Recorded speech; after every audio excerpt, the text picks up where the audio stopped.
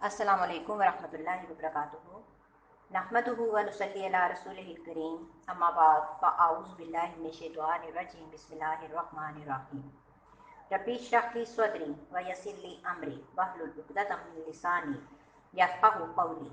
ربی یسر ولا تعسر وتمم بالخیر۔ آج ہم انشاءاللہ اللہ تعالیٰ کے ایک اور خوبصورت نام المہیمن کے بارے میں جانیں گے۔ المہیمن، اس کا لفظ ہئی معنی سے نکلا ہے، جس کا معنی ہے حفاظت کرنا، نگرانی کرنا۔ اسی لیے المہیمن کو عربی میں عام طور پر الرقیب، الحفیظ، الامین اور الشہید سے تعبیر کیا جاتا ہے۔ یعنی کہ اللہ سبحانہ و تعالیٰ وہ ہستی ہے جو اپنی مخلوق پر نگران ہے۔ اللہ سبحانہ و تعالیٰ ان کی حفاظت بھی کر رہا ہے اور ان کو امن دینے والا بھی ہے۔ قرآن مجید میں اللہ تعالیٰ فرماتے ہیں کہ بے شک اللہ تعالیٰ تم پر پورا نگہبان ہے، یعنی وہ اپنی مخلوق کو پیدا کرنے کے بعد ان سے غافل نہیں ہو گیا، بلکہ ان کی پوری حفاظت بھی کر رہا ہے۔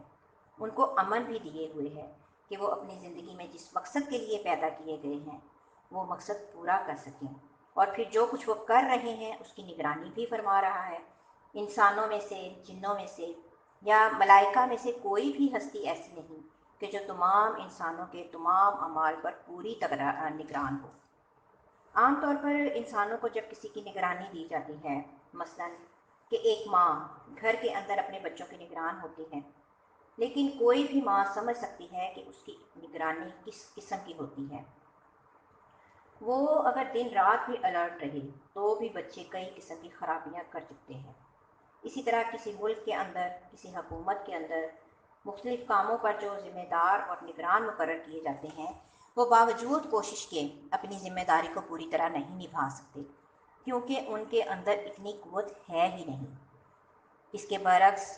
اللہ سبحانہ و تعالیٰ، جس کو نہ نیند آتی ہے اور نہ اونگ آتی ہے، وہ بندوں کے افعال سے پوری طرح باخبر ہے اور پوری طرح ظاہر اور باطن ہر چیز کو جاننے والا ہے۔ قرآن مجید میں ایک اور جگہ پر اللہ سبحانہ و تعالیٰ نبی صلی اللہ علیہ وآلہ وسلم سے خطاب کرتے ہوئے فرماتے ہیں، اور توکل کیجئے اس نہایت رحم والے پر، یعنی کہ رحم فرمانے والی ہستی۔ تو اللہ سبحانہ و تعالیٰ پر آپ بھروسہ کیجئے۔ کون ہے وہ اللہ؟ وہ جو آپ کو اس وقت بھی دیکھتا ہے جب آپ کھڑے ہوتے ہیں قیام کی حالت میں، یعنی اللہ سبحانہ و تعالیٰ کے آگے نماز میں قیام فرما رہے ہوتے ہیں، اور سجدہ کرنے والوں کے درمیان جب آپ رکوع اور سجدہ کر رہے ہوتے ہیں اور دوسرے بھی آپ کے ساتھ مل کر رکوع کر رہے ہوتے ہیں، سجدے کر رہے ہوتے ہیں، تو اللہ تعالیٰ اس وقت بھی آپ کی نگرانی کر رہا ہوتا ہے، اس وقت بھی آپ کو دیکھ رہا ہوتا ہے، اور بے شک وہ سننے والا اور جاننے والا ہے۔ لیکن نماز کی حالت میں کتنا کم ہم یہ سوچتے ہیں کہ میرے اس قیام کو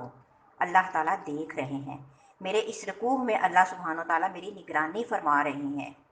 تو جب میں سجدے کی حالت میں ہوں تو اللہ تعالیٰ اس وقت بھی میرے پورے حال سے باخبر ہیں کہ میری سوچ اس وقت کیا ہے، میرے خیالوں میں اس وقت کیا ہے، میرے دل کے اندر اس وقت کیا احساس ہے۔ کیا واقعی اگر میرا سر جھکا ہوا ہے تو واقعی میرے خیالات اور میرے اندر کا انسان بھی پوری طرح اللہ سبحانہ و تعالیٰ کے حکم کی فرما برداری کر رہا ہے۔ اگر ہر انسان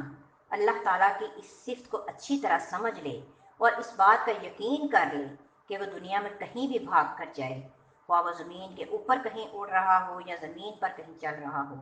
یا زمین کے اندر کہیں اتر کر چھپا ہوا ہو یا پھر کسی پانی میں ہو، وہ ہر حال میں اللہ سبحانہ و تعالیٰ کی نظروں میں ہے۔ اس کا کوئی بھی عمل، خواہ وہ چھوٹا ہو یا بڑا، اللہ تعالیٰ سے چھپا ہوا نہیں ہے۔ اور حقیقت یہ ہے کہ یہ ایمان انسان کے اندر پختہ ہو جائے تو انسان کے بہت سے گناہ خود بخود کم ہو جائیں۔ اللہ تعالیٰ کے حاضر ہونے کا احساس اس کے اندر ایسا تقویٰ پیدا کرے، ایسا خوف پیدا کرے کہ وہ انسانوں کے ڈر سے نہیں، اللہ سبحانہ و تعالیٰ کے ڈر سے ان کاموں کو چھوڑ دے۔ تو جو اللہ تعالیٰ کو ناپسند ہیں اور جو اس کی مخلوق کو نقصان دیتے ہیں، اگرچہ اللہ تعالیٰ اپنے بندوں کے احوال سے براہ راست واقف ہے، خود نگرانی کر رہے ہیں، خود دیکھ رہے ہیں، لیکن اس کے باوجود جو فرشتے اس نے انسان پر نگران مقرر کیے ہوئے ہیں، ان سے بھی اللہ تعالیٰ بندوں کے حالات پوچھتے رہتے ہیں۔ یہ بھی اللہ سبحانہ و تعالیٰ کی بندوں کے بارے میں ایک خاص رحمت ہے، اس کی محبت ہے، اس کی توجہ ہے، اور اپنے بندوں کے حالات پر۔ ایک حدیث میں آتا ہے کہ رسول اللہ صلی اللہ علیہ وآلہ وسلم نے فرمایا کہ رات اور دن میں فرشتوں کی ڈیوٹیاں بدلتی رہتی ہیں، یعنی کہ کرامن کاتبین کی، اور فجر اور عصر کی نمازوں میں ان کا جو ہوتا ہے اجتماع ہوتا ہے۔ پھر تمہارے پاس رات کو رہنے والے فرشتے جب اوپر چڑھتے ہیں تو اللہ تعالیٰ پھر ان سے پوچھتا ہے، حالانکہ وہ ان سے کہیں زیادہ اپنے بندوں کے حالات سے خود واقف ہے، تو وہ پوچھتا ہے کہ میرے بندوں کو تم نے کس حال میں چھوڑا، وہ کیا کر رہے تھے؟ تو وہ جواب دیتے ہیں کہ جب ہم نے انہیں چھوڑا تو فجر کی نماز پڑھ رہے تھے، اور جب ان کے پاس گئے تب بھی وہ عصر کی نماز پڑھ رہے تھے۔ اور اسی طرح دوسرے فرشتوں سے پوچھتا ہے تو وہ بھی اسی طرح کا جواب دیتے ہیں، اور اللہ سبحانہ و تعالیٰ اپنے بندوں کی نگرانی کرتے ہوئے، اپنے بندوں کا خیال کرتے ہوئے ان پر اپنی خاص رحمت فرماتے ہیں۔ خصوصی طور پر جو بندے عبادت گزار ہوتے ہیں، اللہ سبحانہ و تعالیٰ ان سے محبت کرتے ہیں۔ پھر اسی طرح اللہ تعالیٰ اپنے بندوں کے غموں سے بھی آگاہ ہوتا ہے کہ اس وقت بندے کے دل کی کیا کیفیت ہے، وہ کس پریشانی کا شکار ہے۔ بعض اوقات جب ہم پریشان ہوتے ہیں تو ہمیں ایسا لگتا ہے کہ جیسے ہم تنہا رہ گئے ہیں، ہمارا کوئی بھی نہیں ہے۔ کبھی کوئی فوت ہو جائے تو پھر ہم سوچتے ہیں کہ اب ہمارا کون ہے، ہمارا کیا بنے گا۔ لیکن اس وقت بھی، غم کے ان لمحات میں بھی، اگر انسان کو یہ یاد رہے کہ اس کا رب ہے جو اس کے حالات کو جانتا ہے اور اس کی تکلیف کو محسوس کرتا ہے اور اس کے حال سے پوری طرح باخبر ہے، تو یہ چیز انسان کے لیے بہت اطمینان کا باعث بنتی ہے۔ اس سلسلے میں ایک روایت ہے کہ جسے ہمیں پتہ چلتا ہے کہ رسول اللہ صلی اللہ علیہ وآلہ وسلم نے ایک موقع پر حضرت ابراہیم علیہ السلام کا یہ قول دہرایا، جس میں انہوں نے اللہ تعالیٰ سے عرض کی کہ اے اللہ، ان بتوں نے بہت سے لوگوں کو بہکا دیا ہے، پھر ان میں سے جو میری پیروی کرے تو وہ مجھ سے ہے۔ اور پھر عیسیٰ علیہ السلام کے قول کو بھی دہرایا کہ اگر تو ان کو عذاب دے تو وہ تیرے بندے ہیں، اور اگر تو ان کو معاف کر دے تو غلبے والا ہے۔ لیکن اس کے برعکس رسول اللہ صلی اللہ علیہ وآلہ وسلم اپنی امت کا خیال کر کے رونے لگے۔ آپ صلی اللہ علیہ وآلہ وسلم نے ہاتھ اٹھائے اور فرمایا، اے اللہ، میری امت، میری امت۔ تو اللہ سبحانہ و تعالیٰ نے جبریل سے فرمایا کہ جاؤ محمد صلی اللہ علیہ وآلہ وسلم، ان کے پاس جاؤ، حالانکہ تیرا رب خوب جانتا ہے، ان سے پوچھو کہ انہیں کیا چیز رلا رہی ہے۔ تو اللہ تعالیٰ کو تو یہ پتہ تھا کہ وہ کس غم میں رو رہی ہیں، اپنی امت کے غم میں رو رہے تھے، اور خود بھی جانتے ہیں، لیکن جبریل کو بھیجا تسلی کے لیے۔ تو جبریل علیہ السلام نبی صلی اللہ علیہ وآلہ وسلم کے پاس آتے ہیں اور رونے کی ان سے وجہ پوچھتے ہیں، تو آپ صلی اللہ علیہ وآلہ وسلم انہیں بتاتے ہیں، حالانکہ اللہ تعالیٰ خود زیادہ جانتے ہیں۔ پھر اللہ تعالیٰ کے پاس واپس جاتے ہیں تو اللہ تعالیٰ فرماتے ہیں کہ اے جبریل، جاؤ محمد کی طرف اور ان سے کہہ دو ہم آپ کو آپ کی امت کے بارے میں ضرور راضی کر دیں گے، یعنی آپ کو غمگین نہیں کریں گے۔ تو اس سے ہمیں یہ بات بھی پتہ چلتی ہے کہ رسول اللہ صلی اللہ علیہ وآلہ وسلم اپنی امت کے بارے میں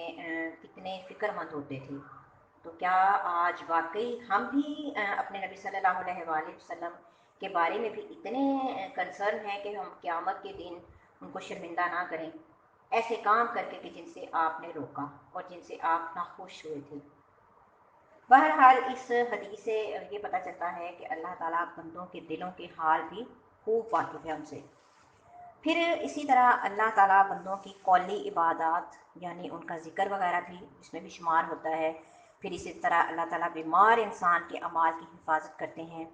ایک انسان اگر تندرستی کی حالت میں جو بھی عمل کرتا ہے تو جب وہ بیمار ہو جاتا ہے تو بھی اللہ تعالیٰ اس کا اجر نہیں روکتے، بلکہ جو شخص عام حالات میں پابندی کے ساتھ نیکی کرتا ہے تو جب وہ سفر کرتا ہے یا وہ بیماری کی حالت میں ہوتا ہے تو پھر اللہ تعالیٰ جو ہے وہ فرشتوں کو حکم دیتے ہیں اور وہ اس کا اجر لکھتے چلے جاتے ہیں۔ اسی طرح انسان کے اندر اس صفت کا احساس احسان کا رویہ پیدا کرتا ہے۔ بعض اوقات کیا ہوتا ہے کہ لوگ ہم سے اچھا سلوک نہیں کرتے یا پھر ہمارا حق ادا نہیں کرتے، تو پھر ہم بھی کوشش کرتے ہیں کہ ہم ان کا حق ادا نہ کریں یا ان سے بہتر سلوک کریں، کیونکہ انسان جو ہے بہت کمزور ہے کہ وہ دوسرے کے رویے جو ہیں ان کے تابع ہو جاتا ہے۔ کہ فلاں نے میرے ساتھ ایسا کیا، اب میں بھی اس کو مزہ چکھاؤں گا۔ لیکن جو شخص رب کی اس صفت پر یقین رکھتا ہے وہ بندوں کے رویوں کے تابع نہیں ہوتا، وہ ان کے ساتھ ہر حال میں اچھا کرتا ہے، کیونکہ اس کو اندر ہی اندر اس بات کی خوشی ہو رہی ہوتی ہے کہ میں اچھا نہ کرنے والوں کے ساتھ بھی اچھا اس لیے کر رہا ہوں کہ اس وقت میرا رب مجھے دیکھ رہا ہے، وہ میرے اعمال گن رہا ہے اور وہ ان کی حفاظت کر رہا ہے، وہ ان اعمال کو ضائع نہیں کرے گا، وہ ان پر پورا اجر دینے پر قادر ہے۔ تو یہ چیز جو ہے یہ انسان کو ایک خوبصورت انسان بنا دیتی ہے، اور جب انسان اللہ کی حفاظت پر یقین رکھتا ہے تو اس کے دل سے بہت سے خوف جو ہیں وہ دور ہو جاتے ہیں، اور پھر وہ مطمئن زندگی بسر کرتا ہے۔ پھر کیا ہوتا ہے کہ اس کے قول اور فعل میں تضاد نہیں رہتا، تو ایسا شخص اللہ کے فیصلوں پر راضی ہو جاتا ہے، جیسے کہ حضرت ہاجرہ اللہ کے فیصلوں پر راضی ہو گئی تھی۔ ایسا شخص اللہ کو اپنا نگران تسلیم کرتے ہوئے نیکی کے کام کرتا ہے، اور گناہ تو کم جو ہیں کام ہیں ان کو چھوڑ دیتا ہے، اور تنہائی میں بھی وہ غلط کام نہیں کرتا، اور ہمیشہ ہر دم اپنی سوچ میں اپنے خیالات میں بھی نیکی کے کام کرنے کے منصوبے بناتا رہتا ہے۔ تو اللہ تعالیٰ سے یہ دعا ہے کہ وہ ہمیں اپنی صفت پر پورا پورا یقین عطا کرے، تاکہ ہماری زندگی بہت خوبصورت ہو جائے، کیونکہ اصل خوبصورتی دل کی خوبصورتی ہے، اور اگر دل کے اندر یہ احساس ہو جائے کہ میرا رب میرے ساتھ ہے اور وہ ہر چیز کو دیکھ رہا ہے، تو پھر اپنے بندوں کی پرواہ نہیں رہتی۔ تو اللہ تعالیٰ ہمیں بالکل اس پر عمل بنائے۔ آمین یا رب العالمین۔ السلام علیکم ورحمۃ اللہ وبرکاتہ۔